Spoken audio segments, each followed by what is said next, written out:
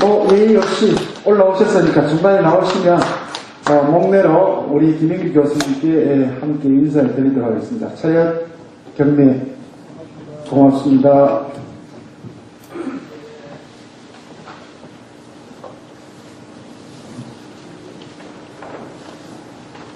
방금 소개받은 김용기입니다. 다시 한번 인사드리겠습니다. 저는 학교가 경남 양산이 본교가 있고요. 부산 해운대 방송에 제2캠퍼스가 있습니다. 제가 이미 올라왔으니까 지금 제가 목이 잠깐 갔습니다. 왜냐면 제가 근무하고 있는 연산대학은 백부대간 3박 4일을 해야 졸업을 시킵니다. 그래서 지난주 학생들 데리고 백부대학 갔다 왔는데 저는 지리산을 몇 분 가니까 준비를 제대로 해가는데 학생들이 제대로 안 해가지고 제 진량은 학생들 적기만 제가 감기가 약간 났습니다. 제가 근무하는 연산대학교는요, 논어를 교양 필수로 가르칩니다. 처음에 개교할 때는 3학점씩 6학점을 했는데 지금은 학생들이 학원에서 반대가 심해가지고 지금은 필수로 2학점을 더해야 졸업을 합니다. 그래서 지금 제가 근무하고 있는 학교에는 논어만 가르치는 교수가 10분이 계십니다. 그래서 저는 공직인지학부, 옛날에는 이제 행정학과였는데요.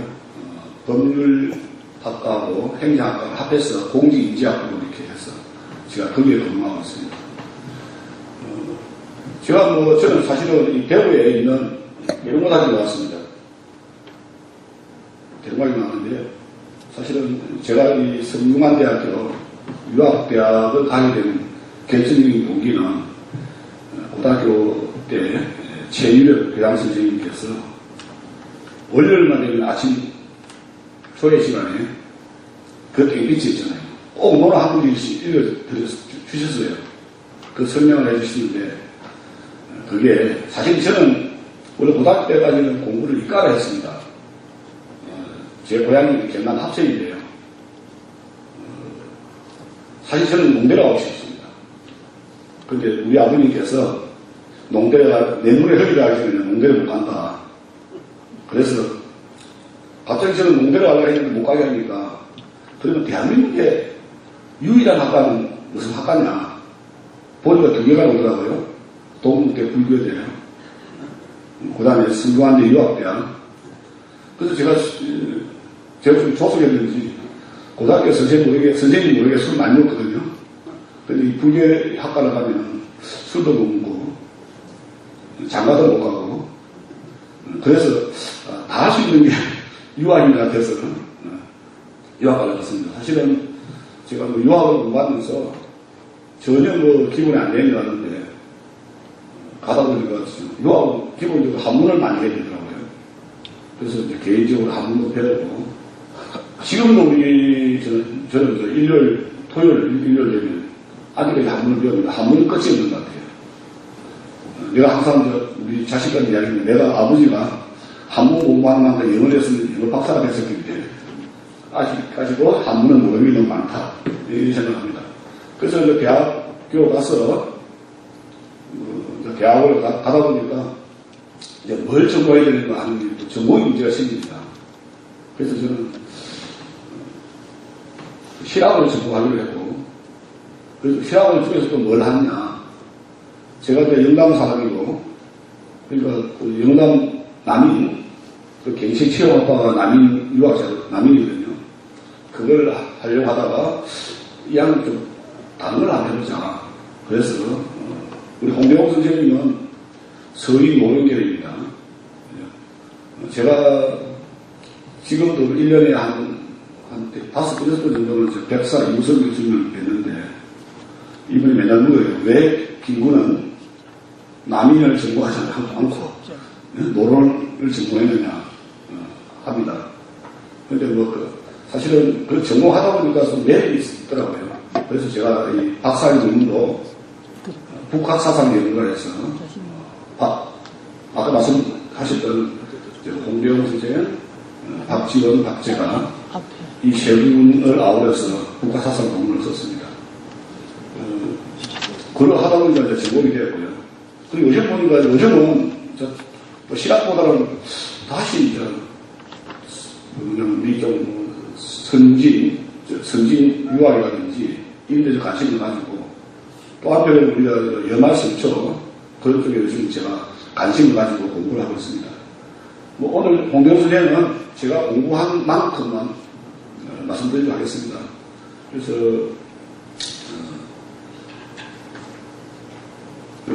홍대영 선생님은 사실은 우리가 봤을 때 좀 저평가된 분이 아닌가 생각이 듭니다.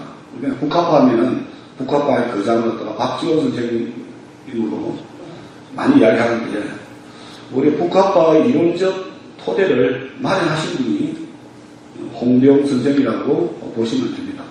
요즘 와서 홍대영 선생을 북학파의 교장으로 봐야 된다고 하시는 분이 몇 분 모으고 계십니다. 그래서 오늘 좀 보도록 하겠습니다.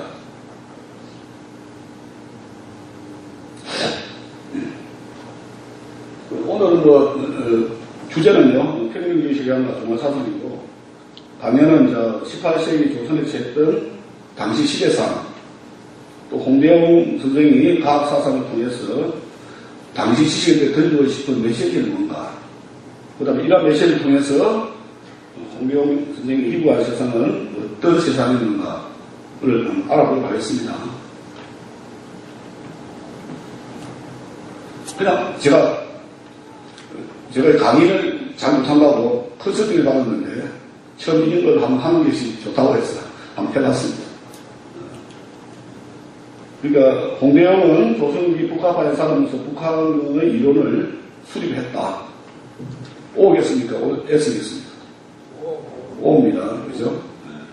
그다음 북학파 학자가 아닌 사람 봤을 때 박재가, 박지원, 유덕공, 안정복, 이등무 어느 분이겠습니까? 안정복 선생님입니다. 안정복 선생님은 성호 이기 선생의 제자입니다. 사실 성호 선생님도 훌륭하신 분이고 또 안정복 선생님도 훌륭하신 분입니다. 안정복 선생님은 이 동사항목이라 해가지고 우리나라 역사를 좀 구체적으로 봐야 된다고 하셨던 분입니다.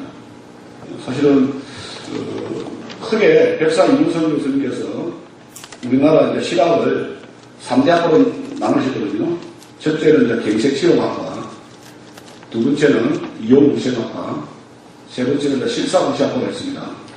그 경색치료학과는 방계 유행 선생님을 이어서 성호이 선생을 기록한 남인계열이고, 북학사상은 아까 말씀드린 홍대용, 박지원, 박재가, 이덕무, 유덕공 이런 분들입니다.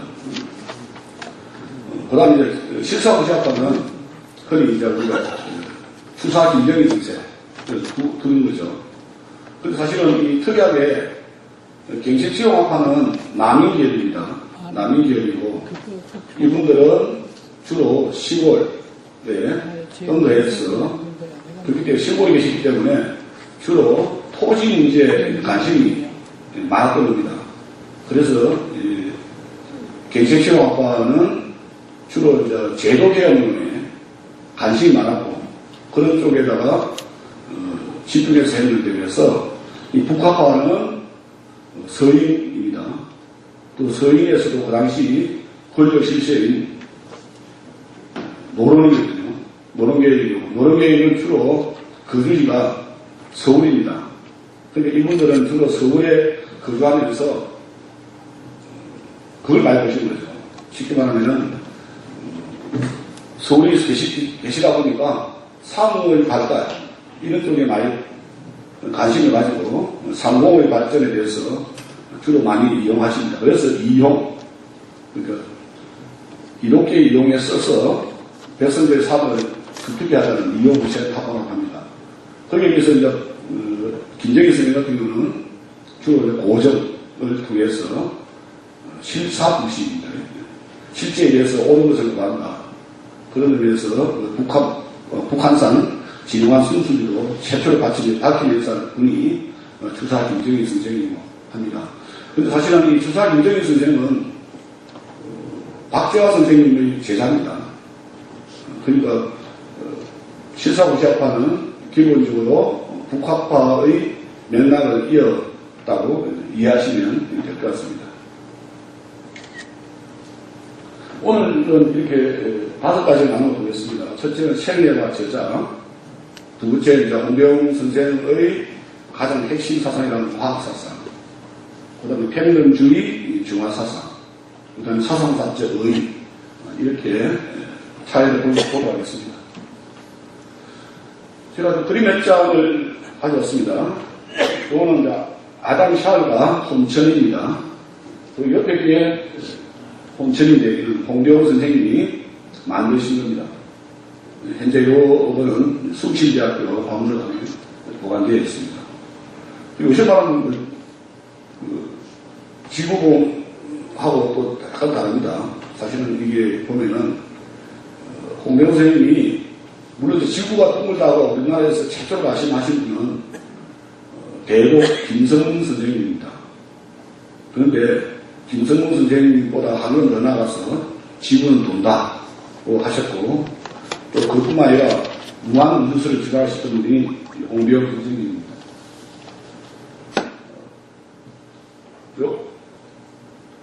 왼쪽에 있는 그림은 홍대웅 선생이 18세기 북경에 있는 유리창이라고 하는 그림입니다. 그리고 옆에 있는 것은 북경에 있는 남천주당의 모습입니다. 사실 홍대웅 선생은 북경에 있는 남천주당이라서 유소명, 포관, 그 당시 헌천감 정과 부감의 필당으로 과학사상에 대해서 물었거든요. 그런데 그분들이 홍대웅 선생한테 이야기 안 해줬어요. 사실은 서양의 과학사상이었어. 그래서 그냥 대충 이야기만 하고 오셨는데, 그만큼 홍대웅 선생은 과학사상, 특히 천문학에 대해서 관심이 많았기 때문에 직접 그 당시 선교사이면서 그 당시 신부님들은 사실 이 동양에 있던 신부님들은 상당히 과학사상에 밝았던 사람입니다. 특히 천문학에.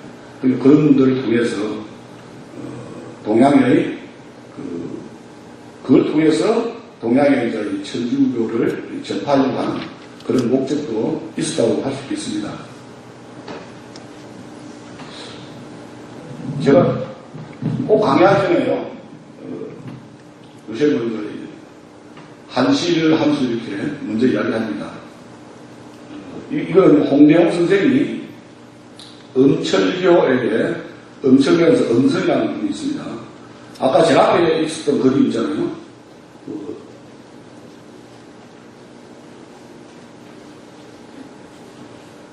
이 그림은 음성이 그린 홍대웅의 초상입니다. 그래서 사실은 북경에 가서 그 당시에 반정균, 음성, 육비 이런 세 분과 홍대웅 선생님이 필담을 통해서 이제 그 당시 홍대웅 선생님은 중국을 잘 모았었던 것 같아요. 박재화 선생님 같은 경우는 중국을 상당히 잘하시는데 홍대웅 선생님은 중국을 못했기 때문에 필담을 통해서 서로 이렇게 의견을 교환하고 했습니다. 그래서 홍대웅 선생님이 중국에서 기고하는 외에도 계속 편지를 주고받습니다. 특히 이제 박재화 선생 같은 경우는 중국을 4번 갔다 오셨거든요. 박재화 선생님도 한 번 갔다 오셨고, 홍대웅 선생님도 한 번 갔다 오셨습니다.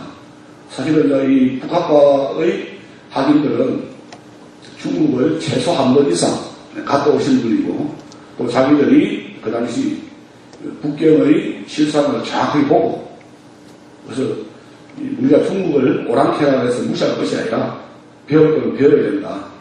이런 생각을 가졌던 것 같습니다. 그래서 보면은 엄철경의 중심인데요. 조금씩 장말이 그치고 시원한 기운, 더위를 씻어낸다. 달더니 모든 생물 조용하고 천지는 비로 쓴듯 백하다. 동산 숲풀에 바람 소리 일고 깊숙한 숲풀에 마을이 서맺힌다. 해나이 안전히 할 말도 있죠.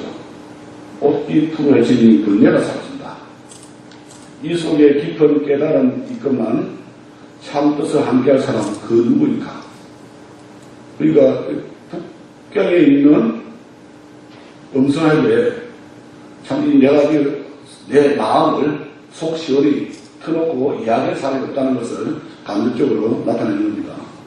그 사실은 그 당시 홍대영 선생이 그 북경에 있는 육비, 음성, 그 다음에 반정균 이런 분들과 필당한 내용을 책을 냈어요. 근데 그거 가지고 그 당시 홍대영 선생은 많은 비난을 받았습니다. 어떻게 해서 오랑캐만도 못한 청나라 사람들과 이야기를 하고 또 그것도 책을 냈느냐. 거기에 비해서 나중에 이제 북한파 사람들은 첫 애기식이랍니다. 그냥 가장 모범적인 그 사진으로 이렇게 높이기도 합니다. 그렇지만 홍대용 선생님 같은 경우는 비난을 많이 받았지만 전혀 개의치 않고 자신이 계속 꾸준히 토론하면서 나중에 이제 홍대용 선생님이 돌아가시고 나서 그 음성 같은 경우는 애사, 그 죽음에 대해 슬퍼하는 이 글도 보내주고 합니다. 그래서 이런 말은 참뜻 상대가 그 사람 누구인가 이렇게 이제 음성을 그리워하면서 보냈던 편지입니다. 생애를 좀 보도록 하겠습니다. 홍대용 선생은 조선후기 실학파의 인물입니다. 북학파의 선구자라고 감히 말할 수 있다고 하겠습니다. 사실은 1731년에 태어나셔가지고 1783년에 돌아가셨거든요. 그게 53세까지밖에 못 살아셨습니다. 그래서 조금 이렇게 일찍 돌아가셨는데 그것도 중풍으로 돌아가셨습니다. 돌아가셨는데 12살 때 옛 학문의 뜻을 두고 글귀나 외우는 고루한 성비의 학문을 하지 않기로 맹세했다고 합니다. 그래서 당시 오문운동의 본거지인 남양주에 있는 석실서원에 가서 김원행 선생님에게서 학문을 배웁니다. 지금은 남양주시인데요. 그 당시에는 양주였습니다. 양주. 근데 이 양주가 엄청 크거든요. 근데 지금은 양주, 남양주 나눠져 있습니다. 요즘 그 남양주시가요. 대대적인 도시개발 해가지고 저번에 TV 나왔잖아요. 박기춘 국회의원. 거기 남양주가 지역구거든요. 그 다음에 조만간 남양주 시장도 교도소 가야 된답니다. 왜 그러냐니까 다산 신도시 개발을 해가지고 거기에서 이제 이렇게 뇌물 이런 게 있어가는데 그러니까 지금 다산 선생님을 가장 마케팅을 많이 하러 가는 데가 어디입니까? 전남, 그죠? 그 무슨 해남, 강진, 예, 강진인데요. 거기에서 다산을 가지고 대대적인 공부를 하니까 사실 다산 선생님이 태어난 곳은 남양주시거든요. 거기에서 오래 기도했고 사실은 강진은 유배 생활을 해서 물론 이제 그 다산 초당에서 많은 저사가 나왔죠.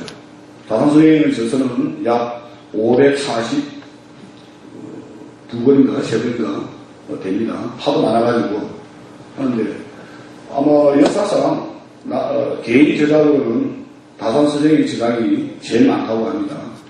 중국에도 다산 선생님만 진 저작이 많은 것은 아니라고 합니다. 근데 다산 선생님 같은 경우는 사실은 제가 봐도 다산 선생님 혼자의 공이 아니고 그렇게 책을 저술한 데는 많은 제자들이 도와줬다고 합니다.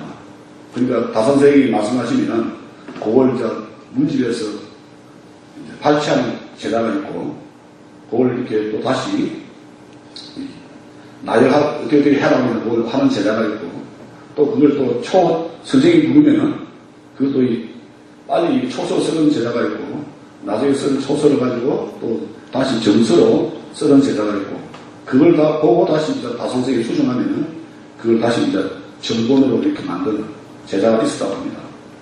사실은 요즘은 우리가 좀 흔히 저는 개인적으로 이번 정부에서 모순된 이런 이야기를 많이 해요. 왜 그러냐면은 대학교가 지금 개혁이 들어야 되지 않습니까? 제가 봤을 때는 아마 대구 경북에 있는 대학도 많이 좀 밑으로 온 건데요. 너무 학생 수의 많이 너무 많거든요. 그래서 지금 우리 대학도 벌써 한 300명을 줄였습니다. 인원을. 근데 프라임 사업이라 해가지고 어디서 잘못 계시지만 이 공대 위주로 개편을 해놓고는 그 프라임 사업이 자금이 2천억이 풀렸습니다. 앞으로. 근데 그것보다 또 이제 인문학으로 진흥시키라고 3천억을 풀었어요. 그래서 또 인문학을 줄여서 이공계로 공대로 만들어 해놨고, 그리고 어떤 부산대학에, 부산에 있는 동의대학은 인문대학을 아예 없애버렸어요. 없애버리고 나서 이제 프라임 사업을 막 하려고 하니까, 웬걸 인문학 3천을 풀어놓으니까, 이거 다시 인문학을 해야 되나 말아야 되나 하는데, 사실은 우리 인문학이라고 하는 것이, 사실 호가 말 안 납니다. 그죠? 우리가 인문학 들었다 해서 그것이 바로 뻔하는 것도 아니고, 근데 인공계 같은 경우는 돈을 투입한 것만큼 효과 안 하는데, 그래서 사실은 인문학을 한쪽에서 살리려고 하면서 또 죽이기도 하고, 그런 모순된 점이 많은데, 사실은 우리가 앞으로 우리가 살아갈 수 있는 길은 인문학적 바탕이 안 되면 아마 이공계도 설 기반이 없지 않은 생각이 듭니다. 그래서 사실은 이 대학교에서 인문학 교육을 많이 가는 필요가 있는데, 요즘 이 대학교에서 인문학 강의하는 학생들 안 들어요. 저도 이제 들으시는 하고, 저는 오늘 깜짝 놀랐는데, 우리 송 박사님이 물어보니까 몇 분 듣냐니까 한 253명이 드신다는데, 제가 부산에서도 부산대학도 하고 우리 대학도 하고 인문학 강의하는데 50명 채우기 힘듭니다.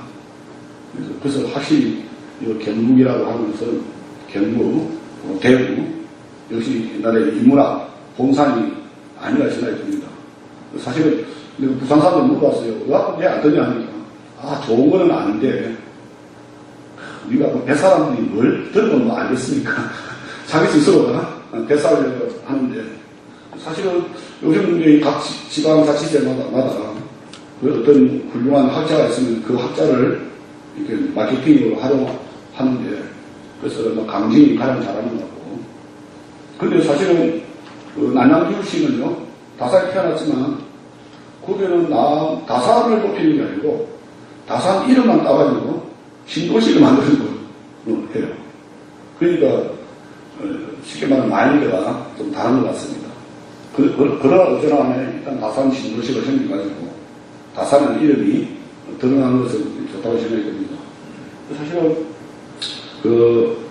이 석실서울이라는 것이 얼마나 대단한 거냐면, 그 당시 노론의 본거지였습니다.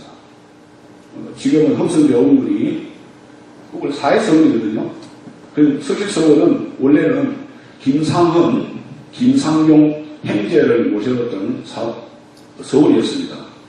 그게 이제 흠성대원 때 없어지고, 사실은 제가 봤을 때 이 석실서원도 잘못된 게 많습니다.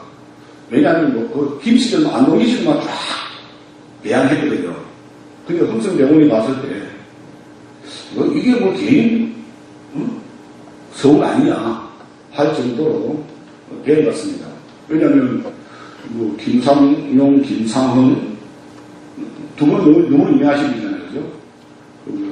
그 다음에 김창혁, 김창진, 김원행, 김희양, 이렇게 쭉 해가지고 안동기씨가 9분이나 모셔놓으니까 아마 흠성대원 입장에서는, 또 흠성대원 입장에서는 석실서울이요, 서울에서 가장 가까운 서울입니다.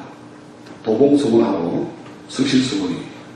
근데 도봉서원은 조금 거기에는 좀 율곡계통, 이면서 이제 송시계통으로 내려가는 거고, 또 이 석실서원은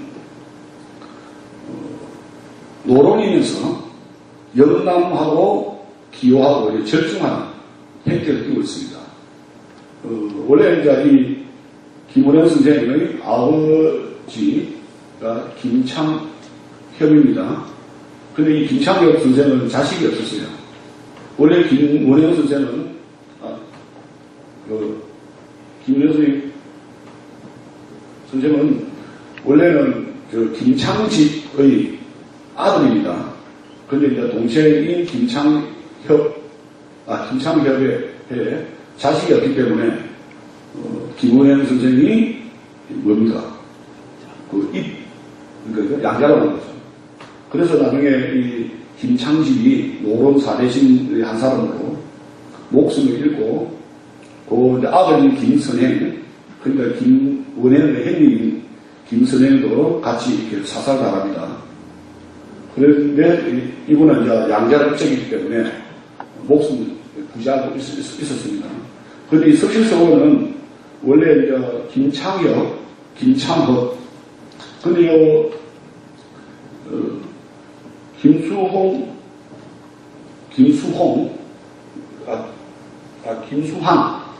김수항 선생에게 6명의 아들이 있습니다. 그래서 일명을 우리가 육창이라고 합니다. 육창. 근데 6분이 다 머리가 좋고 문장이 뛰어났어요. 근데 그 첫째는 김창진입니다. 영의정을 했습니다. 원래 김수항도 영의정을 했습니다. 이 집안에 영의정만 나중에가 되면 6분 나오고, 뭐 자해적 의정하면 한 6분 나옵니다. 그게 대단한 문제죠. 권력의 실세에 되었고. 그런데, 김창집, 그 다음에 밑에가 김창협, 셋째가 김창업, 그 다음에 김창업이 있습니다. 김창업이 있고, 그 다음에 김창접이 있고, 김창립이 있거든요. 물론 김창립 선생은 18세에 돌아가셨습니다. 그런데 18세에 돌아가셨는데도 불구하고, 그 당시 문장이 대단했다고 합니다. 그래서 그 당시 이제 탈창이라고 했는데, 김창협하고 김창협이 이 석실소원에서 강화를 시작했어요. 그 다음에 나중에 이제 김은행이 이어서 합니다. 근데 사실은 얼마나 이 사람들도 머리가 좋냐면은 그 김창협 있잖아요. 김창협은 실병상수가 하는 우리나라 최고로 꼽히는 경제정선 그 서성입니다. 그 김창업은 문학과 예술 쪽으로 뛰어났고, 김창협은 성리학 쪽으로 뛰어났고, 위에 제일 큰 형님 김창집은 정치 관련해서 이렇게 이름을 날렸습니다. 근데 이제 이 김창협이 김은영 선생님께 물었어요. 조카님은 주역을 몇 번 읽으니까 외우시던가 그랬어요.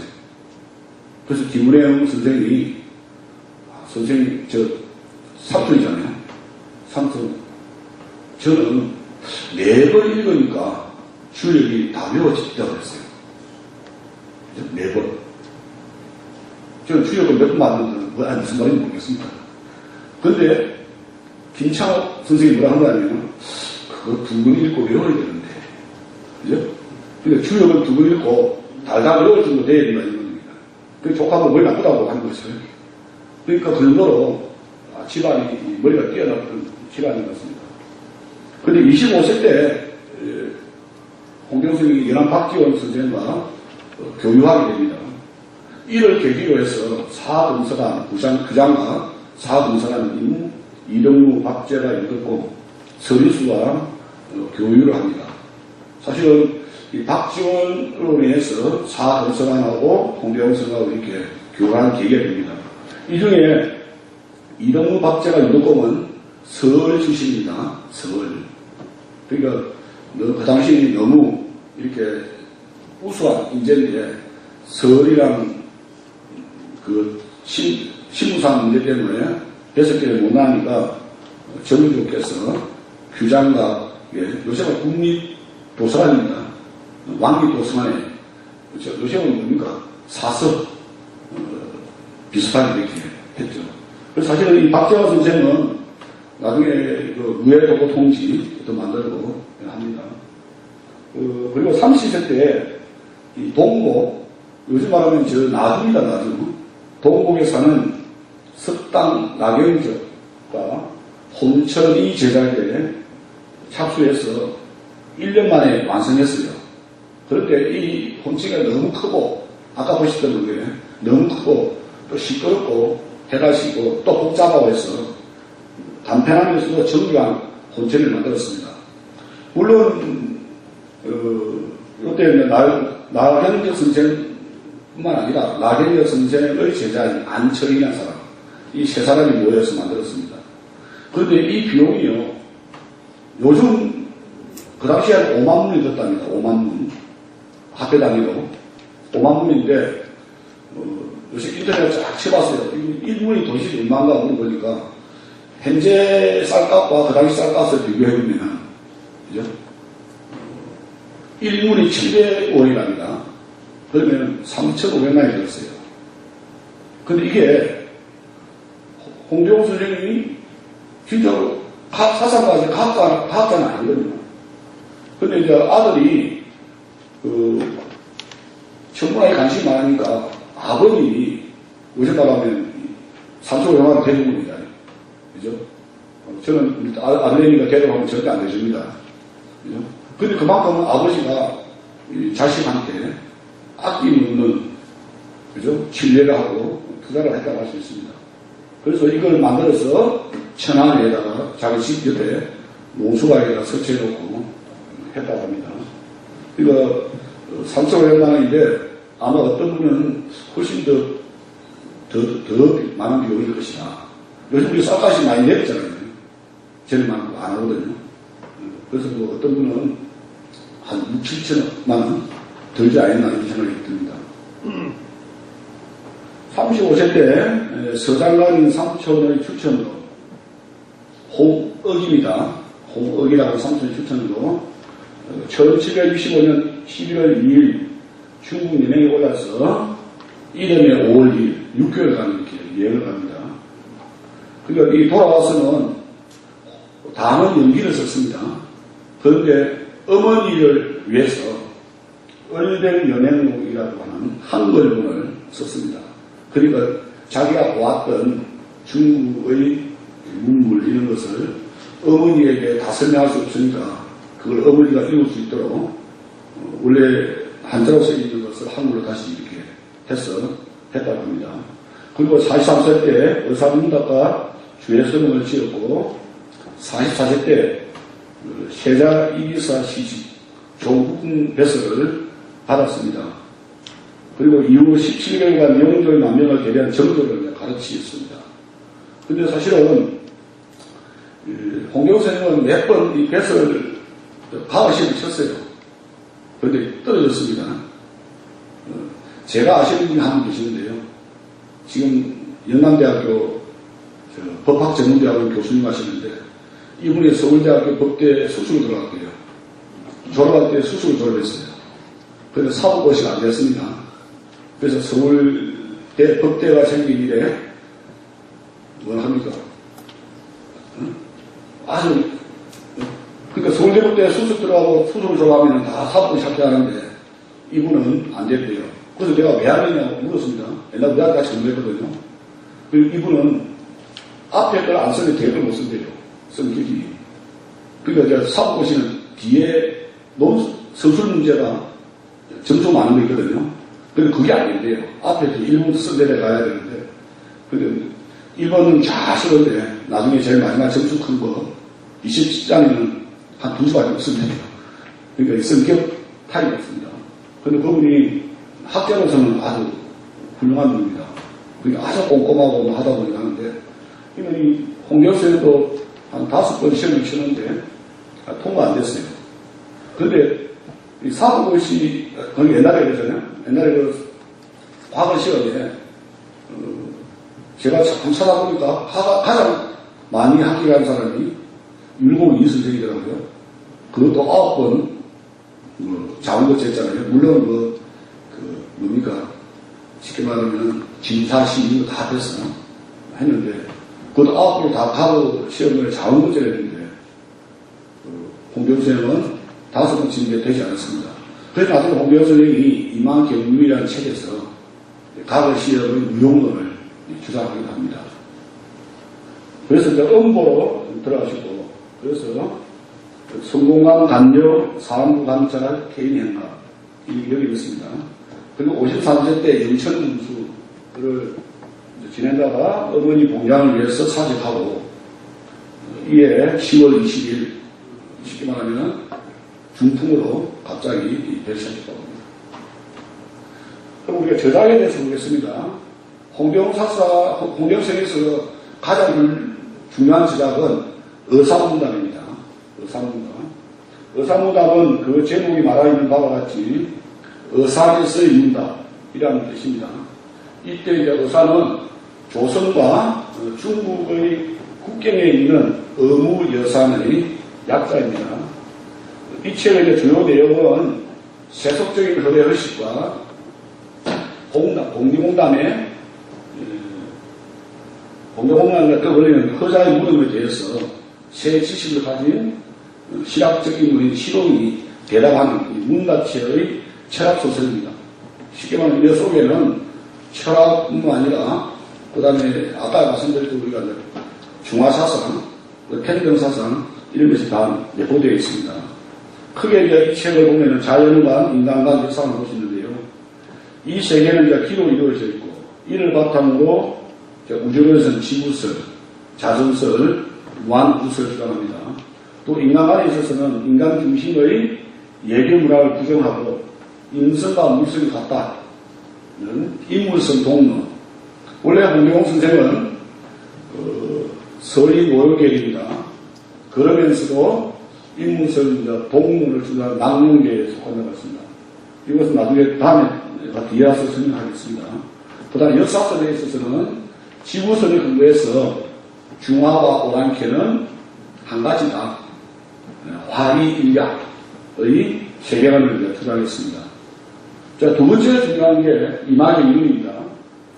숯불 일자의 아래자, 경륜한 경자 그거거든요. 그러니까 숯불 아래에서 세상만 경륜해보고 싶다 이런 뜻입니다. 나라를 경영하고 백성을 다스리는 홍대영의 정치적 경륜을 담은 걸로 의사문답과 함께 대표적인 지서라고 했습니다.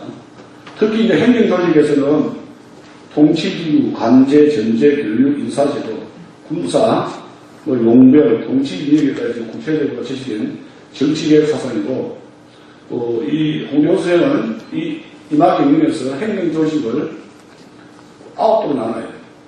그리고 9도를 나누고, 9도를 그리고 한 도는 다시 9개의 군을 나누고, 한 개의 군은 9개의 현을 나누고, 9개의 현은 다시 9개의 사, 한 사는 9개의 면으로 나누어서 행정조직과 군사조직의 일원을 겠습니다. 그래서 이거 우리가 흔히 이제 백론일치사상이라고 하는데요. 그래서 이 도는 도백입니다.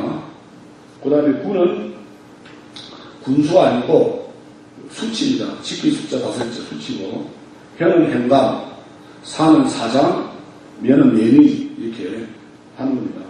그래서 이것이 만약 그대로 군사조직으로 가요.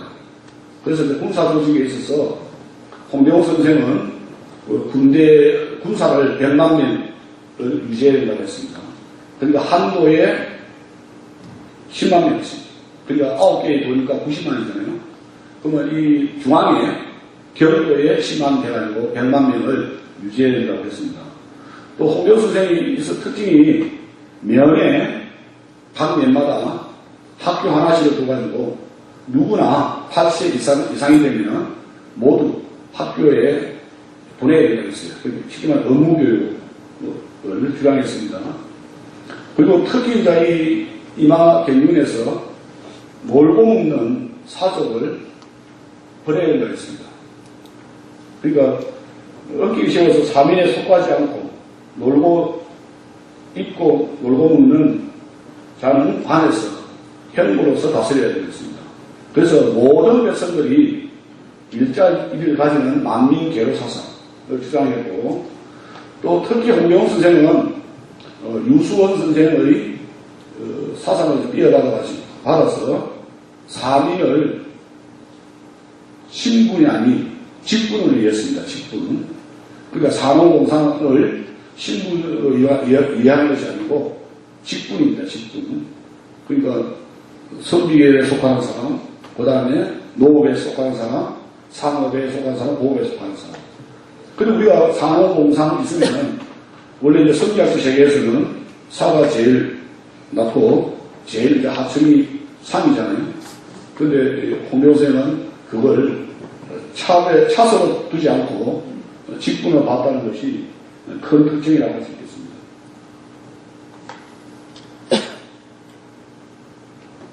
그 다음에 이제 담은 연기가 있습니다. 오늘 아까 말씀드렸듯이 자재 공간. 근데 이제 3초도 제가 대단한 생각이 드는데, 보통 옛날에는 연예인으로 가면 자기 자재들을 데려갑니다. 근데 그게 이름이 이제 자재 공간입니다. 그게 쉽게 말하면 자기 개인 돈을 내야 돼요. 정부에 데리는 게 아니고. 근데 그게 한 명 이상은 못 데려가게 되어 있습니다. 자재 공간을. 근데 이제 이 홍억이라는 분이 자기 자식을 데려가지 않고 조카를 데려갔다는 겁니다. 왜냐하면 조카가 중국에 가고 싶었거든요. 그래서 그 자기 자식을 데려가는 하는데, 이 담원 연기는 1, 2체가 아니고 주제별로 기록했다는 것이 큰 특징이라고 할 수 있습니다. 원래 6체가 되어 있는데 1책은 오팽문다, 장주문다, 유포문다 이런 등등 20개의 항목이 되어 있습니다. 유포라고 하는 것은 그 당시 중국 헌천감에 있던 유송영과 그 다음에 호감과 이 대화를 묶어놓은 거고, 그 다음에 이 책은 유구인, 몽고인, 대비. 이 대비는 찾아보면 잘 안 오더라고요. 이 코가 큰 사람이 있었다고 합니다. 코가 큰. 그런 이제 기질, 풍속과 대담 내용, 또 중요 지역의 풍속, 지리적 환경, 이런 것이 있고, 3책은 이렇게 북경은 주요 지역에 대한 유랑기로 구성되어 있습니다. 4책은 일상의 특징인 풍물, 양금, 대소기물, 이런 등등이 있습니다. 특히 홍대웅 선생은요, 북경에 가가지고 서양 양금을 보고 한 분만 이렇게 소란을 부하기만 연주를 했답니다. 그러니까 이 홍대웅 선생은 원래 거문고를 아주 잘 쳤답니다. 잘 끌었대요. 그래서 서양에 있는 양금도 한 번 이렇게 튕겨보고 바로 연주가 됐다고 합니다. 그만큼 이 음악에 소질이 있었던 것 같습니다. 그 다음에 이건 나중에 주의 서역에 보면 이 음악에 대해서 수고의 설명이 있습니다. 그 다음에 이제 5책과 6책은 음성, 반정윤, 육비등가의 필담, 왕복서간 등을 날짜순으로 기록해 있습니다. 그래서 제일 중요한 게 1책하고 아마 5, 6책이 담은 연기에서 핵심이 아닌가 생각이 듭니다. 그 다음에 이제 주의 수용은 이건 수학과 관련된 책입니다. 그래서 이거는 아마 연예인기에 제출된 것을 보이고, 저는 이 주의 수용을 읽어봐도 무슨 말인지 알겠습니다. 저는 이 고등학교 갈 때 수학을 좀 했다고 생각이 드는데, 그래서 내가 왜 이해가 안 되냐 물어봤더니 번역하시는 분들이 번역을 제대로 안 되어있대요. 그러니까 왜냐면 이 수학을 모르시는 분이 번역해가지고 그냥 글자만 한자를 한번에 번역했었는데, 그래서 한양대학교 김용훈 교수인가 그분이 이거 수학자 하시는데, 또 그분이 또 단점이 뭐냐면 한국은 모르시는데요. 그래서 아마 이것도 보면 이 학자 연구에 한자와 하시는 분이 되는데, 그래서 아마 이 주의 수용은 아마 다시 번역되어야 되는데, 그래서 보면 이제 끝에 보면은 수학의 음악적 해석이 붙어 있다고, 이게 한 중요한 거리라고 합니다. 그 다음에 가학사상에 대해서 보겠습니다. 음양오설에 대한 새로운 해설을 하셨어요. 공경 스님이. 그래서 승리학은 음양오해의 자유에 의해서 만물이 생성을 소멸해준다고 봅니다. 그러니까 아마 이 목욕 인문을 하면서 성리학, 목욕 철학을 하면서 아마 성리학 관련돼서 많이 들으실 거고, 또 사실은 뭐 성리학 하면은 뭐 태계선생, 율곡선생을 뭐 우리가 빼놓을 수 없잖아요. 근데 이제 이 성리학이라는 것이 음양오행을 행위사학적 성리학이거든요. 근데 이제 음양오행에 대한 원래 이제 최초의 의미는 햇볕의 변화와 연관된 음양론, 수화, 목, 금토의 5가지 물질에서 밀어본 오행론입니다. 그런데 이게 이제 한대에 신비주의가 결합되고, 그 다음에 이것이 송대에 와서 행위사학적 서명되면서 음양오행의 변화에 의해서 우리가 이 만물이 생성 소멸된다고 보는 건데, 그래서 이게 이제 음양오행은 우주의 원리 또는 우주의 구조로 설명했습니다. 그런데 이제 홍대웅 선생은 음양오행을 빛과 물질과 관련있는 자연현상으로 봤어요. 그래서 홍대웅 선생이 뭐라 했냐면은 음양삭설에 얽매여 의리에 막히고 천도를 살피지 않는 것은 앞선 유학자의 허물이다. 그래서 이 말은 지금은 성리학자들을 비판하는 겁니다. 그래서 홍대웅 선생은 음양을 태양의 빛과 연관된 본래적인 의미로만 파악하고, 또 오행은 실상의 흥미하고 유익하게 이용할 수 있는 이 5가지 물질로 이해했습니다. 아마 오늘 나눠주신 거기 보면 안에 인용되어 있습니다. 그래서 뭐냐면 홍대웅 선생이 뭐라 했냐면은 불교에서는 4대를 만들었어요. 지수화풍. 그 다음에 하우에서는 6불 이야기했어요. 그러니까 수화, 목, 금, 토, 곡을 이야기했고, 그 다음에 이제 주역에서는 8상을 이야기했는데, 홍대웅 선생은 오행이라고 하는 것은, 그리고 이것은 각자가 보는 관점에 따라서 뭐 6이라고 하기도 하고 5라 하기도 하고 8이라 하기도 하고 4라 하기도 하고 한다는 겁니다. 그런데 홍대웅 선생은 기본적으로 이것은 5가지 우리가 흔히 물질인데, 홍대웅 선생은 5가지 말씀하셨습니다. 그러니까 천지일, 하늘천, 땅지자, 해지자, 이 3가지로 봐야 된다고 했습니다. 그리고 그걸 또 기로 또 통속됩니다. 그렇게 말씀하셨고, 또 2번째는 뭐냐면은 우주설에서 천원지방설을 부정했습니다. 그러니까 이제 원래 동양의 전통적인 우주관은 천원지방입니다. 하늘은 둥글고 땅은 모나다 그랬거든요. 그래서 왜 우리가 삼경동 있지 않습니까? 옛날에 역전 가인은 동그랗고 가인은 네모난 게 그게 천원지방이라고 하는 그런 우주관이 들어있는 겁니다. 그래서 옛날에 보면은 뭐 궁궐 같은 데 보면은 호수를 만들고 거기도 보면은 가에는 동그랗고 안에는 네모나고 동그랗고 하는 것도 내나 그 천원지방이 있다고 전번에 조계학교 가니까 그렇게 말씀하시더라고요. 그래서 이제 부정하고 지구설을 설명합니다. 물론 지구설 아까 말씀드렸듯이 대고 김성문 선생님께서 일찍이 말씀하셨습니다. 근데 이제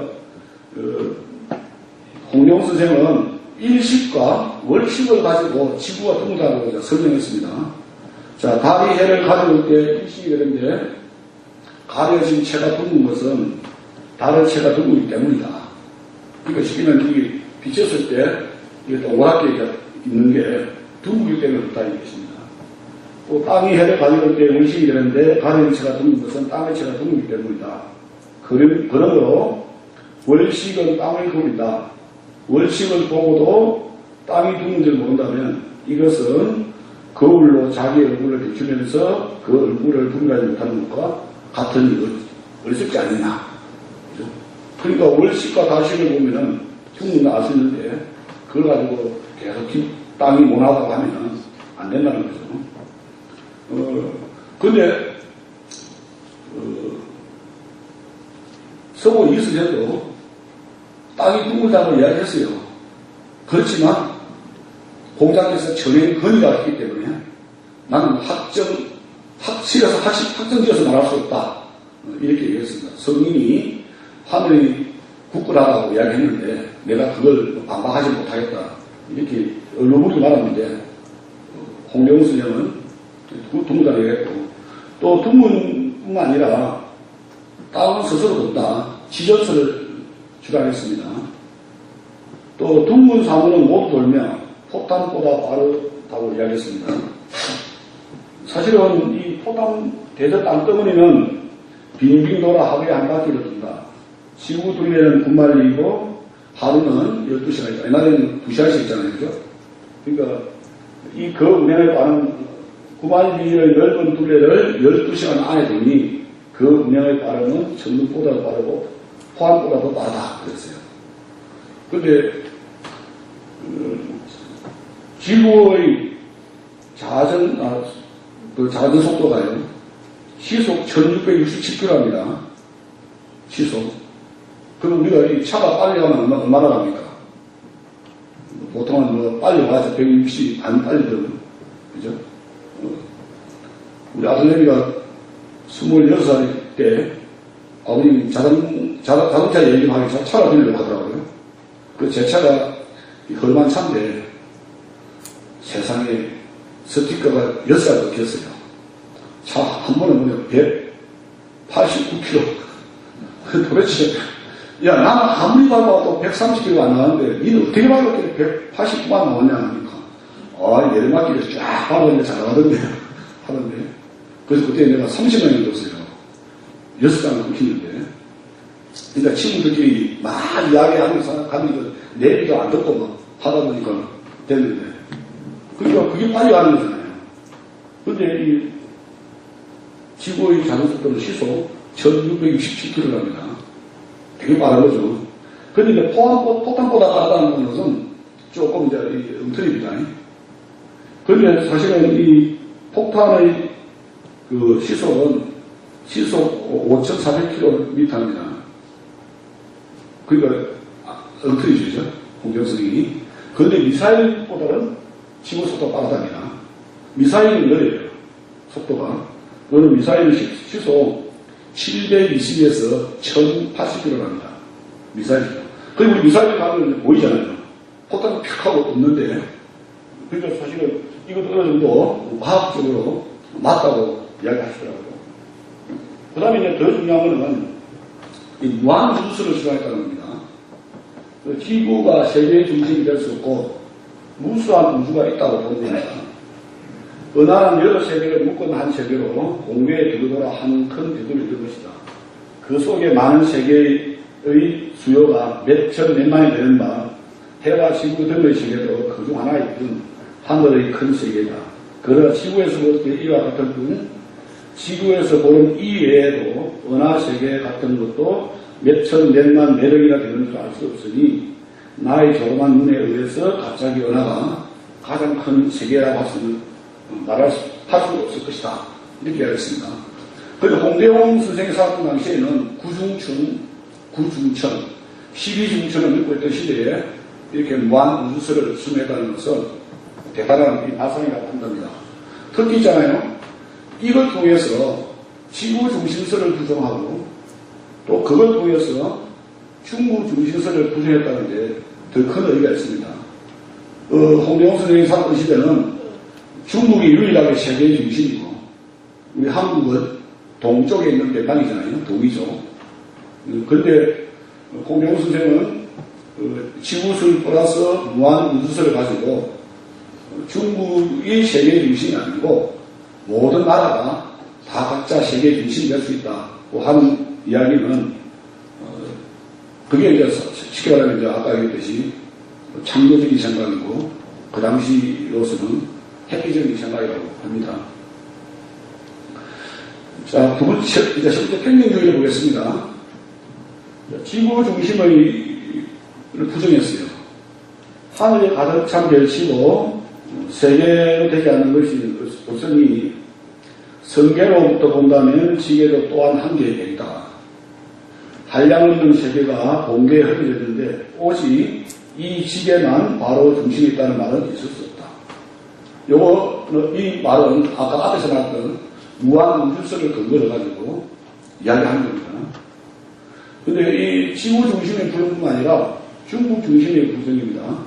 그래서 이걸 우리가 세계가 모든 세계가 다 중심된다는데, 자, 러시아 사람은 러시아로서 전기를 삼고, 캄보디아 사람은 캄보디아로서 캄보디아에서 hen계를 삼느냐.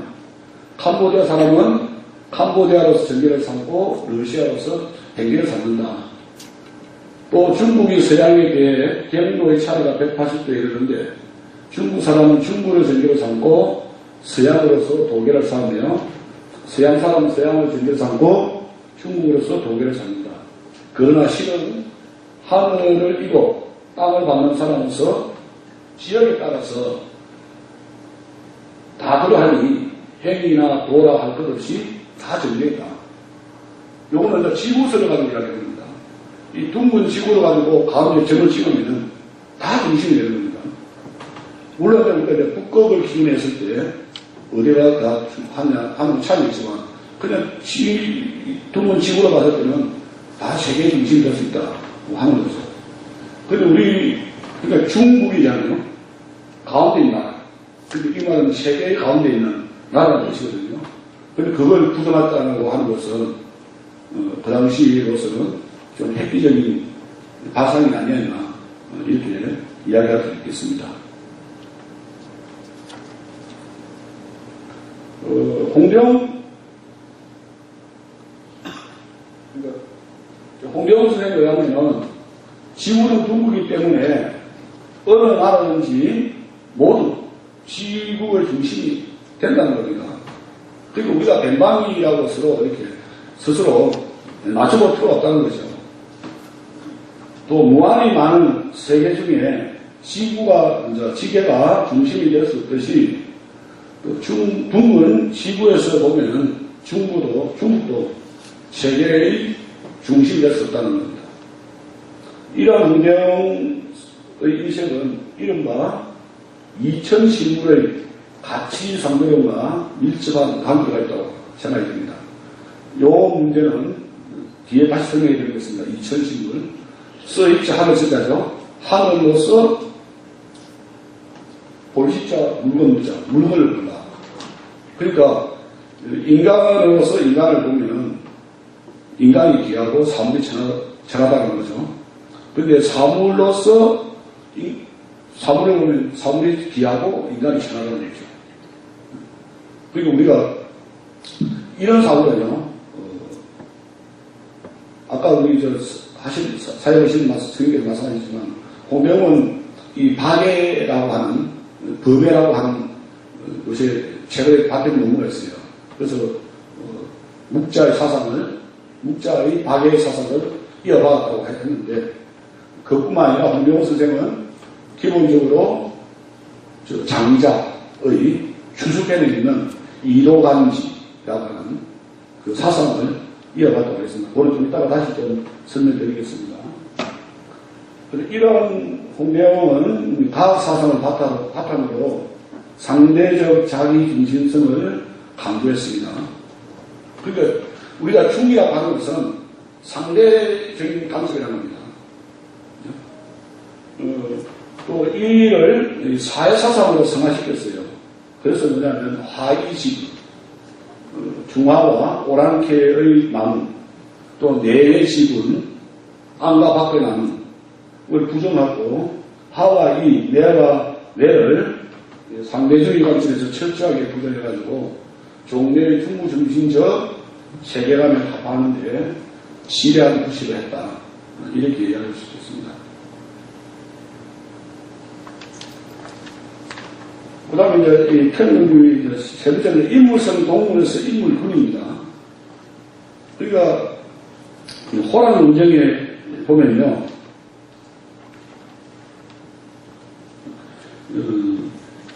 그러니까 인물성, 인성과 물성이 같으냐 다르냐 하는 문제입니다. 그런데 조선시대 3대 논쟁을 꼽으면요, 첫째는 뭡니까? 태계선생하고 고공선생의 사랑시적 문제. 두 번째 뭡니까? 남인과 노론에 있었던 예술 문제. 그죠? 그 다음에 나오는 게 이 같으냐 다르냐 그 인물성 동의 논쟁입니다.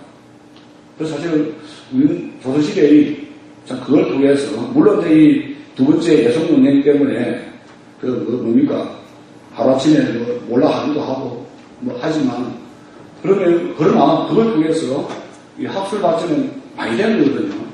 됐는데 특히 인물성 동의 논쟁은 설이 노령계에서 일어난 겁니다. 그죠?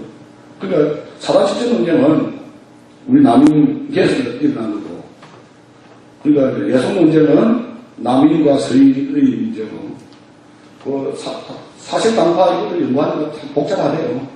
그죠? 너무 복잡하고, 제가 조건을 정리하다가 받았습니다. 이거 뭐 정리할까지 있겠나 했는데, 뭐든지 조건을 정리하면 잘 보이지 않습니까? 했는데, 인물성 동의 논쟁도 우암 송시열 선생의 제자인 수암 건상화 선생이 있습니다. 건상화 선생은 인물성 이론을 주장했어요. 그런데 그 밑에 있는 제자가 있습니다. 남당 한은진 선생하고 외암 이강 선생이 있는데, 한은진 선생은 인물성 이론을 주장했습니다. 인성과 물성이 다르다. 그죠? 어떻게 가설 수가 있느냐? 그럼 인간을 너무 낮춰보는 거 아니냐? 이런 의미에서 이야기했고, 그에 비해서 외암 이강 선생은 인물성 동론을 주장했습니다. 중요한 것은 인물성 이론을 주장한 사람은 호서씨가 요새는 청춘도에 있는 학자들이었습니다. 그래서 우리가 그걸 호론이라 하죠. 동론을. 근데 이론은 뭐라 합니까? 남론이라 합니다. 그러니까 이론을 주장했던 사람, 그러니까 외암은 내가 저쪽에 진화하는 충북 계산 그쪽에 있었어요. 그쪽에 있었는데, 외암의 사상을 지지한 사람은 낙하입니다. 근데 서울 의교, 요새가 아까 얘기했듯이 석실서원이 주 근거지입니다. 거기에서 이론을 주장했어요. 근데 이 홍대호 선생도 처음에는 인물성 동문 쪽이 있습니다. 근데 그걸 상을 더 나와서 인물균으로까지도 합격이 된 거거든요. 근데 이제 원래 이제 김창엽이 선생이 옛날에 석실서에서 강의를 8개 했지 않습니까? 거기에 이제 제자 중에서 이재하고 어유봉이 있어요. 이 어유봉 이분이 그 다음에 동생이 김창섭의 제자 중에 박필주가 있습니다. 박필주. 그 다음 김성문이 김창섭의 제자입니다. 그런데 이제 어유봉하고 박필주가 이강 선생을 지지합니다. 인물 동문을. 그런데 이제 이재 선생의 제자 중에서 걸출한 사람이 이제 송명흥, 김원행, 임성규 이런 분이 있습니다. 그 다음에 박은원 있어요. 이 박은원이 김원행의 제자입니다. 그리고 박은원은 홍대홍 선생하고 동기동창입니다. 동문입니다. 근데 박은원 선생은 사실은 박은원 선생 때문에 홍대홍 선생이 박지원 선생하고 이렇게 교류를 했습니다. 다른 나라거든요. 근데 박은원 선생하고 박지원 선생은 각각 이렇게 6천이만. 그런데 나중에 박은원, 아까 이제 박필주, 그 다음에 의봉 이런 분들이 인물성 동문을 주장하는 거고 계속 이어서 내려가거든요. 근데 홍대홍 선생은 기본적으로 처음에 인물성 동문을 주장했습니다. 근데 이제 중요한 거는 이 김원행 선생의 제자 중에서 물론 또 그 위에 이재 선생의 제자 중에서 농문이 임성규 선생이 있습니다. 이분이 석실서원에 있을 때는 인물성 동문을 주장했어요. 그리고 이분이 자기의 고향이 충청도로 내려가서는 나중에 대전으로 많이 사라졌어요. 임성규 선생이. 나중에 이분이 인물성 다시 이름으로 돌아갑니다. 근데 이제 인물 심체에서는 임성규 선생이 남문 입장을 취하다가 따라서 인물성에 가서는 이론으로 돌아서기도 합니다. 그래서 사실 사상이라고 하는 것이 이제 영향관계에 있어서 또 바뀌기도 하거든요. 근데 이제 홍대영성이 뭐라고 하냐면은 맑은 길을 얻어 하는 것이 사람이 되고 흐린 길을 얻어 하는 것이 물이 된다. 그 가운데 지극히 맑고 지극히 순수하고 신묘해서 헤아릴 수 없는 것이 심이 되어 모든 일을 갖추어 만물을 최대한 소위로 사람과 사물이 같다. 이렇게 했습니다. 그러니까 사람과 사물이 같다는 겁니다. 그런데 중요한 것은 인물 균을 주장하는 것이 아니고 또 어떻게 보면 홍대웅 선생은 오히려 사물이 인간보다 낫다고도 주장하는 경우도 있어요. 그 밑에도 보면 그렇습니다. 자, 너는 진실을 사랑한다. 이건 허자가 이야기했습니다. 어떻게 사람과 인간하고 할 수 있느냐. 왜냐하면 짐승에게는 윤리가 없는데 왜 우리 인간에게는 윤리가 있고 짐승에게는 윤리가 없다. 그런데 윤리도 없는 그 짐승이 어떻게 우리 사람을 할 수 있느냐. 이렇게 물으니까 홍대영성이 이렇게 이야기합니다. 너는 진실도 사람이다. 오륜, 그죠? 오륜과 오사는 사람의 예의다. 그 다음에 서로 이렇게 불러서 믿기는 것은 짐승의 예의라 했어요. 왜냐하면 참새가 먹이가 있으면 자기 혼자 먹습니까? 동료들 부릅니까? 동료를 부르거든요. 그죠? 그러니까 짐승들이 먹이가 있으면 자기 혼자 먹지 않고 서로 부른답니다. 그죠? 근데 그거는 짐승 예의고 또 떨리게 나서 이렇게 서로 이렇게 막 자라는 것은 그 초목의 예의라고 이야기합니다. 자, 사람의 입장에서 사물을 보면 사람이 귀하고 사물은 천하지만 사물의 입장에서 사람을 보면 사물의 입장에서 사람을 보면 사람이 천하고 사물이 귀하고 사람이 천하다. 제가 이런 말 하면 되는지 모르겠는데요. 저는 보리탕을 잘 먹거든요. 제가 지나가면 개가 기계인 거예요. 짖지도 않고. 그죠? 그러면 개가 나를 봤을 때는 뭐라 생각하겠습니까? 저거 우리 동료 잡아먹는 이 나쁜 놈이라고 생각 안 할 거니까요. 저는 개를 보면은 먹어야 될 대상이고. 근데 사실은 우리가 개고기 먹는 거 갖고 뭘 하면 안 됩니다.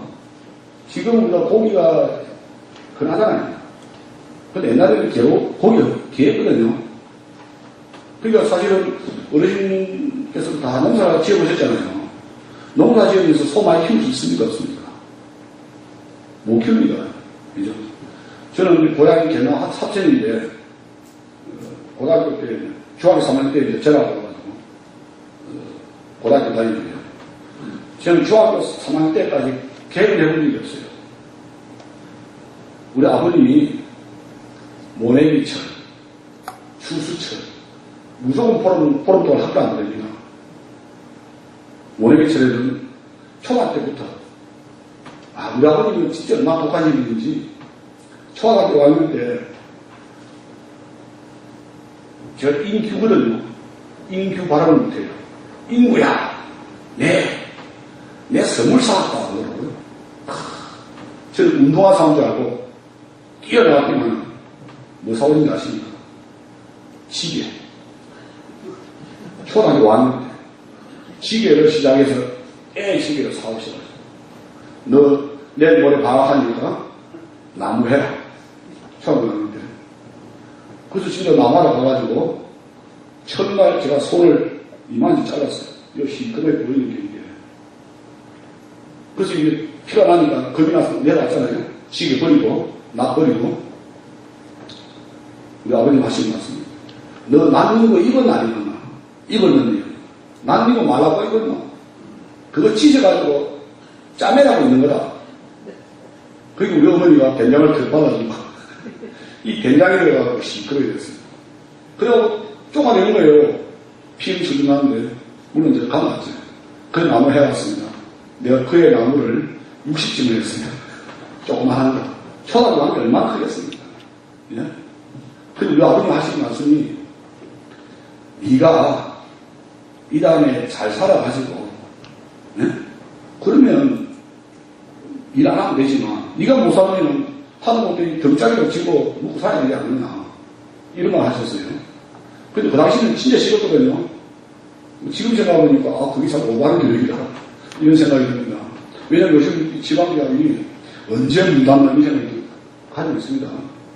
내가 개명대학인 거는 원체 큰 대학이니까, 내가 대구에서 뭐 경북대, 영남대, 계명대, 뭐 대구대, 그 정도는 끝에 없을 것 같고, 나머지 있잖아요. 조그마한 대학은 언제 문 닫을 수 있습니다. 왜냐면 지금 우리 고3이 60만 명이거든요. 18년 되면은 47만 명을 줄어요. 거의 13만 명이 줄거든요. 그 뒤에 가면 43만 명을 줍니다. 그러면 대학 한 20만 명 주잖아요. 그죠? 그러면 사실은 2,000명 모집하는 대학 몇 개가 있습니까? 100개가 없어져야 되는데. 그죠? 물론 그래서 지금 대학 비주얼 하라고 하니까 제일 만만한 게 무슨 과입니까? 철학과이네. 철학과. 제일 만만한 게 철학과고. 그래서 지금 전국에 있는 철학과 없을 때가 많아요. 철학과하고 뭐 역사학과로 합해가지고 뭐 문화 컨텐츠학과 아니면 뭐 요새 또 한문학과도 없어지는 추지 아닌가요? 한문학과 없어가지고 무슨 또 있는 교수님 짜라기도 하니까 문화 컨텐츠학과 했는데 한 2, 3년은 하시고 됩니다. 3, 4년이면 안 돼요. 왜냐하면 또 문화 컨텐츠학과 너무 많거든요. 그러니까 사실은 이게 그리고 우리가 옛날에 대학교 보내야 되는 그런 거 있고 사실은 제가 그 고3 때는 그때 한 90만이 되더라고요. 61년도 그때 90만이거든요. 우리 고 인원이 90만 명, 100만이 넘었잖아요. 지금 무슨 저는 딸내미가 지금 우리 큰애는 지금 27살이거든요. 둘째는 지금 16살인데 딸내미가 공부하라 안 합니다. 야, 대학을 갈 수 있다. 그러니까 네가 뭘 전공할 거냐. 그걸 생각해라. 그러니까 앞으로야 뭐 좋은 대학이 필요 없고 자기가 뭘 해라 뭘 하느냐. 그런 걸 하니까 그렇게 말하면 딸내미 그래요. 아빠 내 키워온 거 아니야? 왜? 다른 애들 막 공부하는데 왜 아빠는 공부하는 소리를 안 해? 사실 그게 더 무서운지도 모르고 하는데 그리고 사실은 제가 진짜 우리 부모님이 일 많이 시켰어요. 그래서 저는 고등학교가 좋은 게 이제 안 가도 되잖아요. 시골에. 근데 방대 꼭 불러드립니다. 가서 목매라. 그죠? 그리고 어제 목매고 오셨어요? 놈 내리는 나중에 얼굴이 이렇게 쫙 보이잖아요.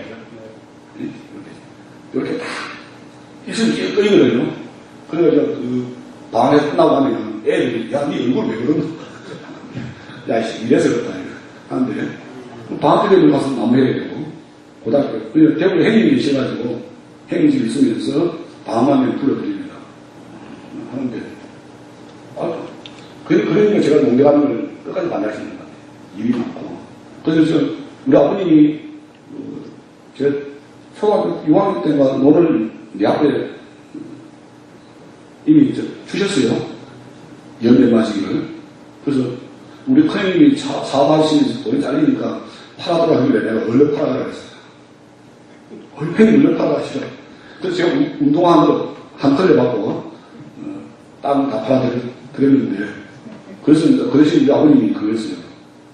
이 땅 팔아가는 좋은데 막내 대학교 고등학교, 대학교, 대학은 유학까지 가는 거 네가 돈 다 내야 된다 하니까 우리 큰형님이 급하니까 내 다 내겠습니다.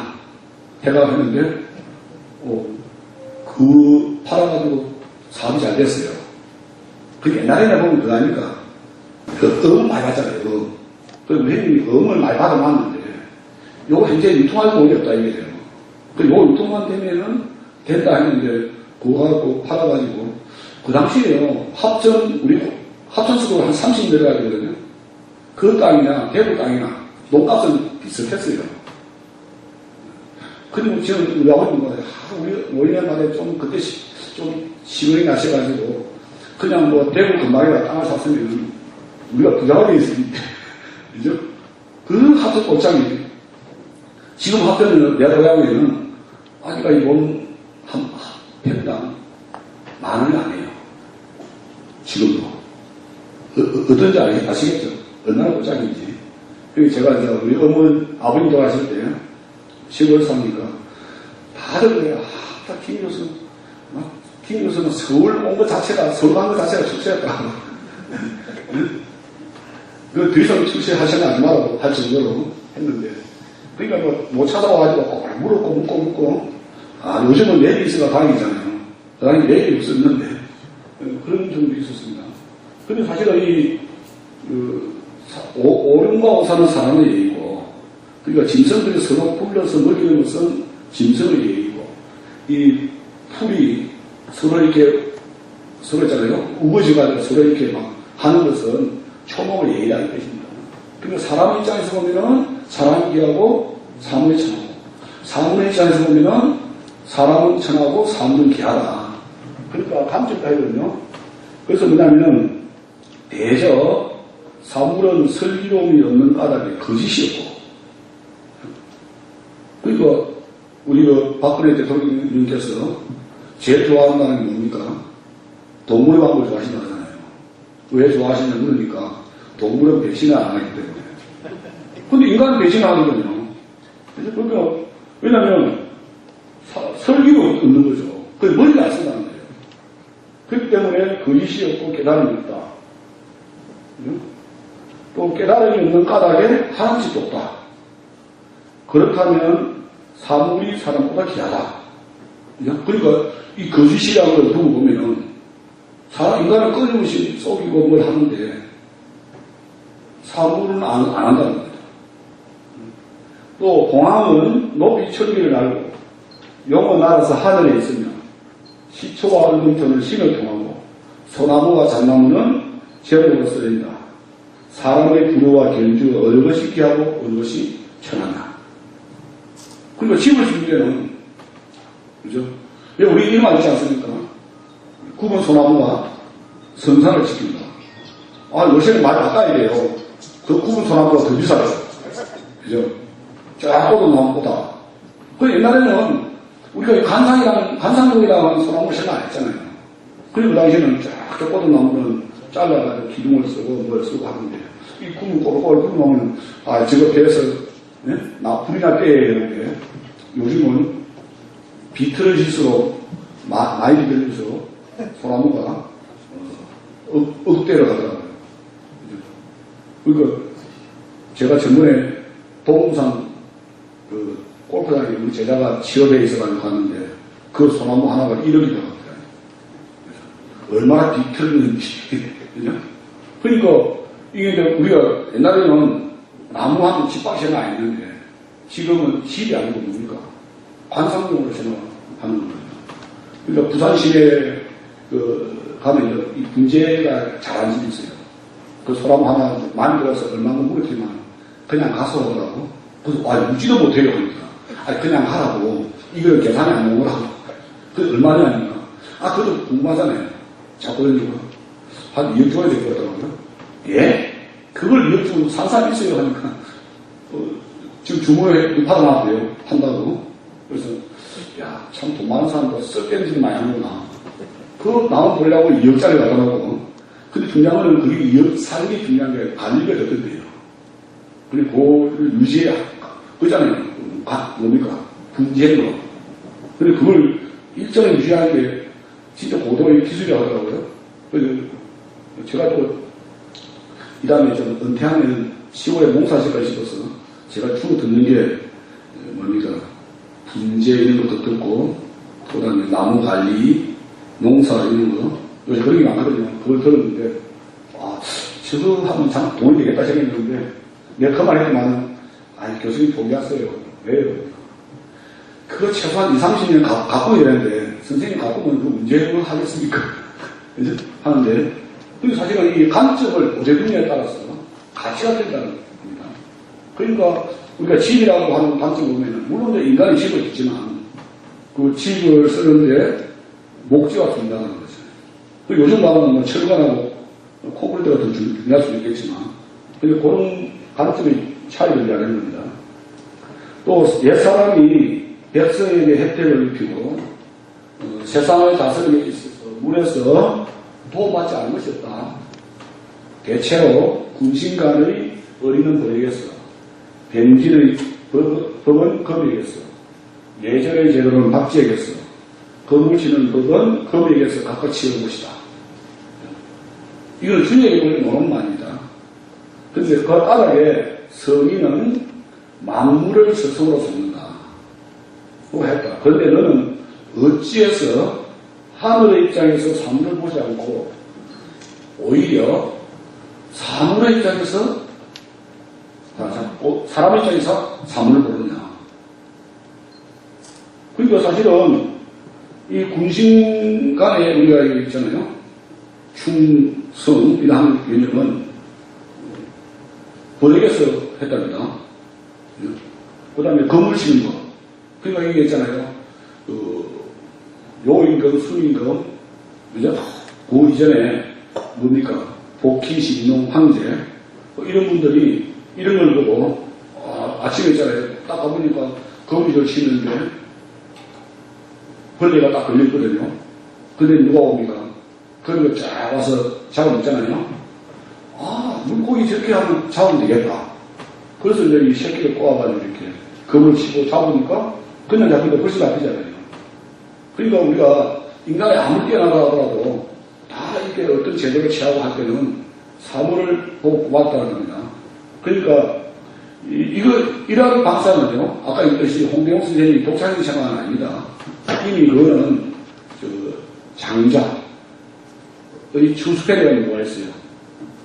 자, 이도간지, 물무기천, 이물간지, 기자의 사천. 여기에 장자의 휴수편에 나오는 말입니다. 이거 해석하면은 도로서 보면, 그 도의 관점에서 보면 사물에는 기천이 없다. 그러니까 장자가 말하는 도는 뭡니까? 대자연이죠. 대자연에서 보면은, 그리고 사실은 우리가 인간이 우리 태초에 하나님 우리 만물을 만들었다 하잖아요. 그럼 하나님 만들면서 기천을 누구 만들었겠습니까? 다 각자 필요해서 만들었다고 생각합니다. 근데 또 사물의 관점에서 보면 스스로 귀하고 서로 천하다. 그 말은 뭐냐면은 사람의 관점에서 사람을 보면 사람이 귀하고 사물이 천하죠. 사물의 관점에서 사물을 보면 사물이 귀하고 사람이 천하다. 그러니까 서로 귀하고 서로 천하다는 것은 자기 관점에 있는 것은 귀하고 상대방의 관점에 있는 것은 천하다고 하는 겁니다. 그죠? 그리고 아까 얘기했잖아요. 제가 지나가면 개들이 도망가는 게 무서워 도망가는 거 아닌가요? 그러니까 자기 종족을 해치는 정도로 하는데, 근데 요즘은 보니까 개원 음산이 많이 줄어. 그래서 왜 그러냐면 그저께까지 잘 믿던 사람이 갑자기 안 믿더라고. 그래서 왜 하냐면 자기 집에 개를 키우는데, 그죠? 근데 요즘은요, 개팔자와 상팔자입니다.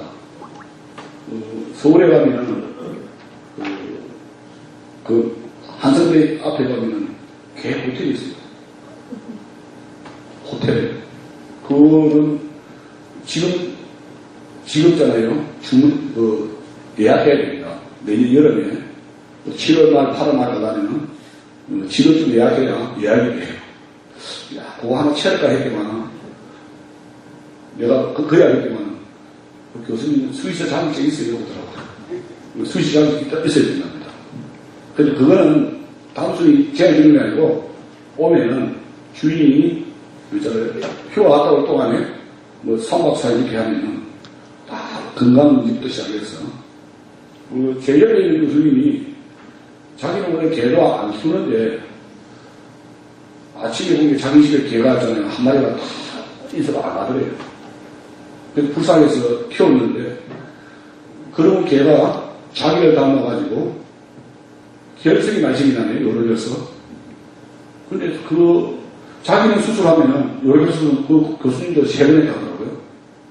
체질이 결석이 말씀이는 체질이에요. 3번 했는데, 갈 때마다 돈 10만원밖에 안 드는데, 개는 가면 45만원, 50만원 든답니다. 그래서 자기가 훨씬 많이 들고. 그래서, 그분이 차마 못 버려가지고, 이제, 보니까 발발이 된 거예요. 그래서 내가 받고, 교수님 놔주시죠. 하려고 받기만 아니라고 하는데, 그래서 사실은 요즘은 너무 개를 많이 키우고 하니까, 같이 키우면서 묻는 게 좀 그런지, 요새는 묻는 사람이 별로 없더라고요. 그래서 사실은, 굳이 요즘까지 있는데 개고기 구울 필요 없다고 다시 말씀드립니다. 사실 우리가 소고기를, 또 돼지고기를 묵기 시작하면 얼마 안 됩니다. 그죠? 우리가 고기를 지금 너무 많이 먹게 되는 거는 제가 봤을 때는 정경한 옛날 생활 운동 복구장이 아닌가 생각이 듭니다. 그게 호주에서요. 원래 쉬었다 하니까. 예. 저는 계속 사는 거예요. 그래서 지금 좀 머리 아픈데. 그럼 요거만 끝내고 가겠습니다. 그러니까 사실은 이거 이동하지. 요게 뭐냐면, 아까 2011년인가? 하늘로서 섬을 보는 게, 요거에 이제 장자의 영향을 받았다. 이렇게 하겠습니다. 끝나고 이제 다음에.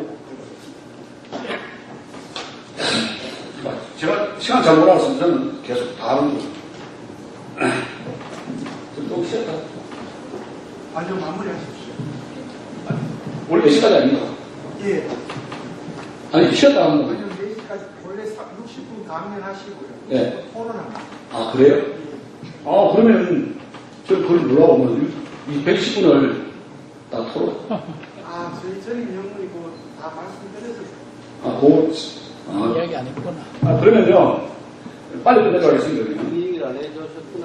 네, 그러면, 토론 뭐 있겠습니까? 사실 제가 질문하시는 대답을 다 똑같았어요. 그러면 성리학 앞으로 반까지 끝내겠습니다. 그러면 한 30분 하겠습니다.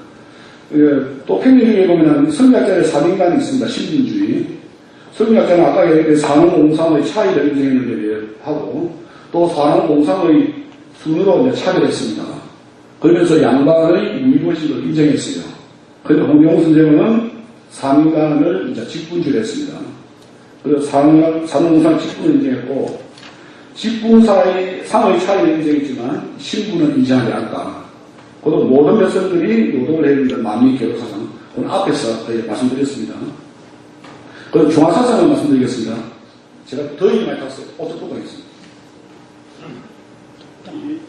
중화사상은 그러니까 전통적 하이로는요, 천원지방에 의한 중국이 지리적으로 이제 세계의 중심이라는 거고, 또 중화라는 말은 하화, 중화, 제하라는 말과 더불어서 한대 이전에 한족이 거주하는 지역의 명칭이었습니다.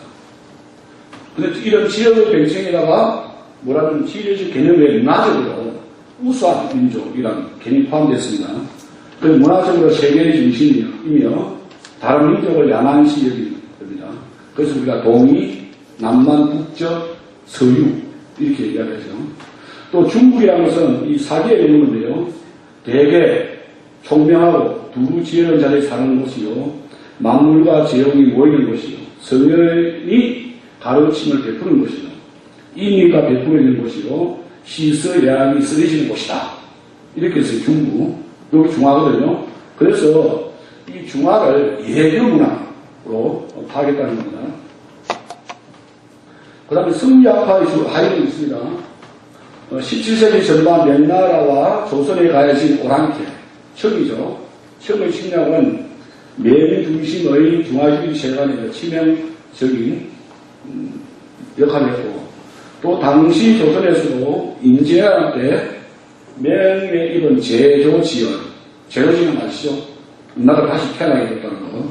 그 다음 대한보원, 또 삼전도에서의 취업, 그죠?에 대한 복수 설치로 북부를 요구했습니다. 북부를 사주자에서 누굽니까? 우왕통실이죠. 그 다음에 임금은 효종, 그죠?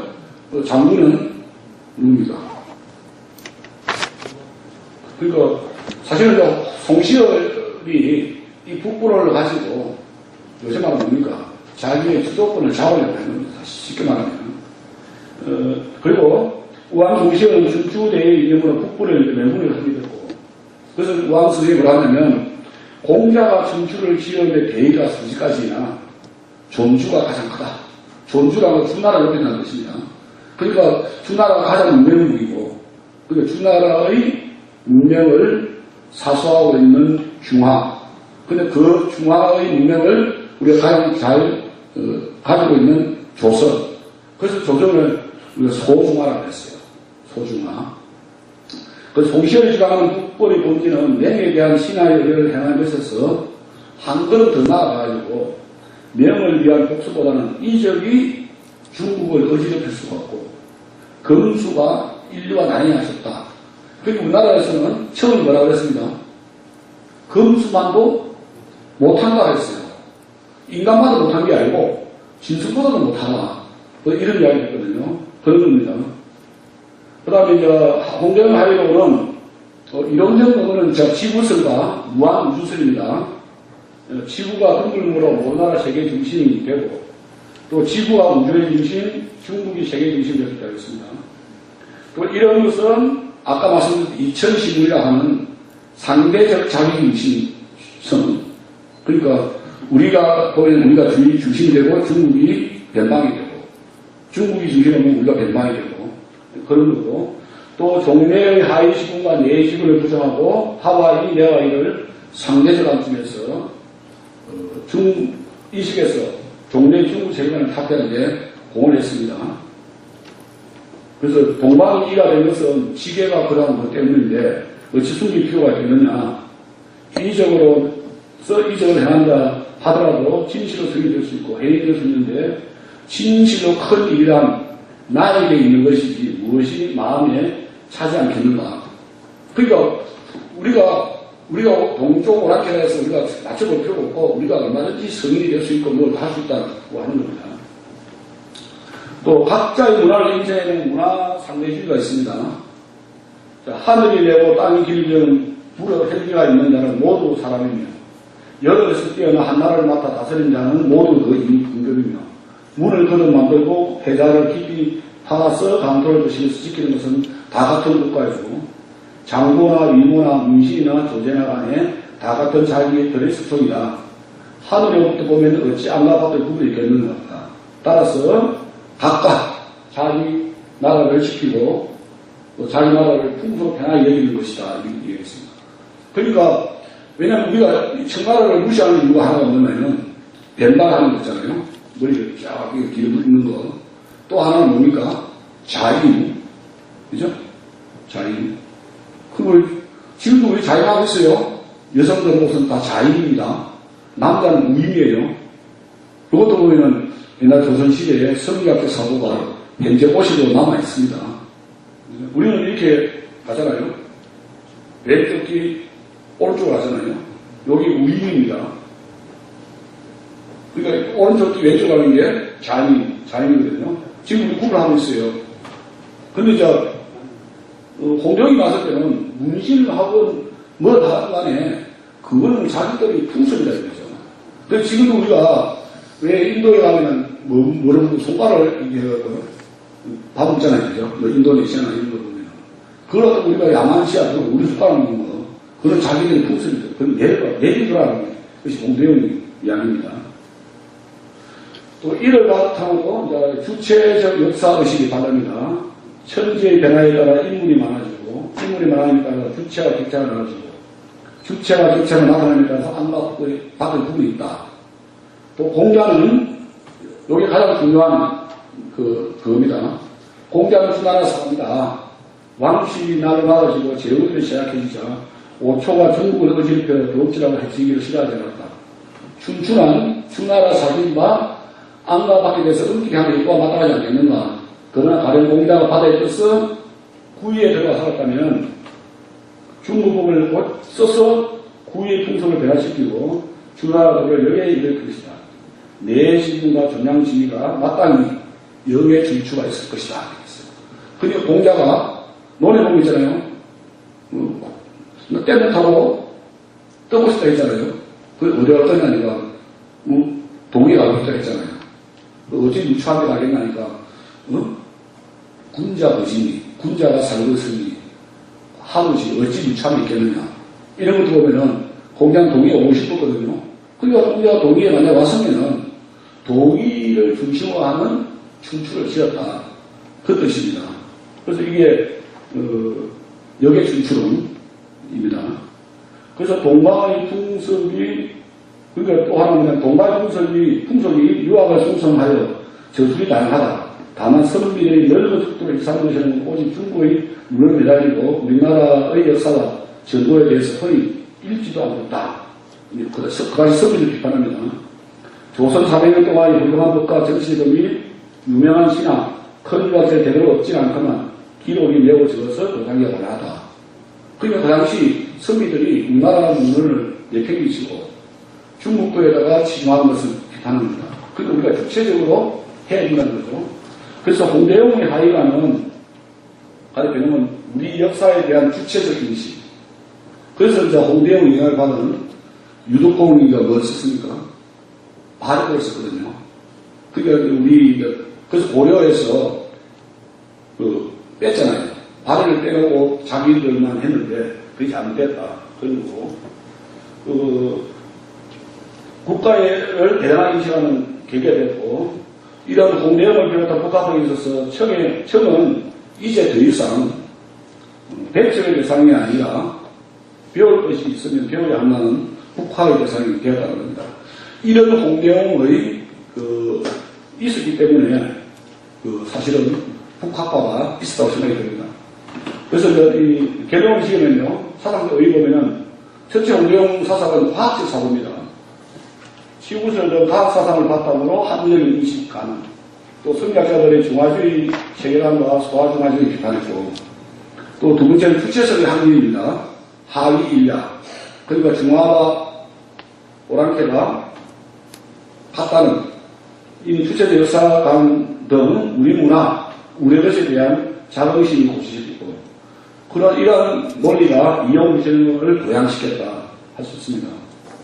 사실은 저 개인적으로 봤을 때는 홍대영 선생이 있었기 때문에 박지원, 박재라 선생이 북한론을 거침없이 고민하지 않고 왜냐하면 이론이 뒷받침되어 있으니까 그냥 받아들이자 한 것이 아닌가 생각이 듭니다. 사실은 아까 이랬듯이 우리가 2000신문 관점 있잖아요. 이거는 홍대영뿐만 아니라 박지원에서 나오고 박재라에서 옵니다. 음양 오해를 부정한 것도 박지원에서 나오고 박재라에서 나옵니다. 그러니까 박지원 선생이 호질 후식에서 음양 오해를 부정해요. 그 다음에 박재라 선생은 오해 골진지에 의해서 음양 오해를 부정합니다. 그런 것은 다 홍대영 선생의 영향이다 이렇게 생각이 듭니다. 일단 강의 마치고 질문 받도록 하겠습니다. 네, 고맙습니다. 3시 20, 지금 반